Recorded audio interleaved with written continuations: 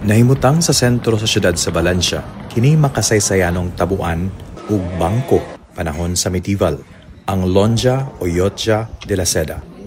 Ang Lonja de la Seda usa ka talagsaong ehemplo sa arkitekturang gotiko sa Europa nga gitukod niadtong ika-15 nga siglo sa mga tuig 1482 hangtod 1492. Kini maong obra gisugdan ni Pere Comte, usa ka inilang arkitekto ug enhinyero sa Valencia.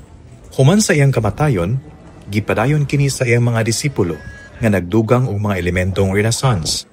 Ang Lonja dunay 4 ka bahin: ang Torre, ang Sala del Consulado del Mar, Patio de los Naranjos ug ang bantugang Salon de las Columnas, kung asa nimutang ang Taula de Canvis, ang una nga institusyon sa bangko sa Valencia niadtong tuig 1407. Ang iconic nga Salon de las Columnas niini adunay gitas-on nga kapin 17 ka metros.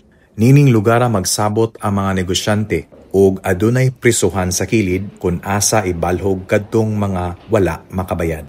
Gila kining maong dapit isip monumento historiko-artistiko sa Espanya sukad niadtong Hunyo 4, 1931 ug gideklara sa UNESCO nga World Heritage Site niadtong Disyembre 5, 1996.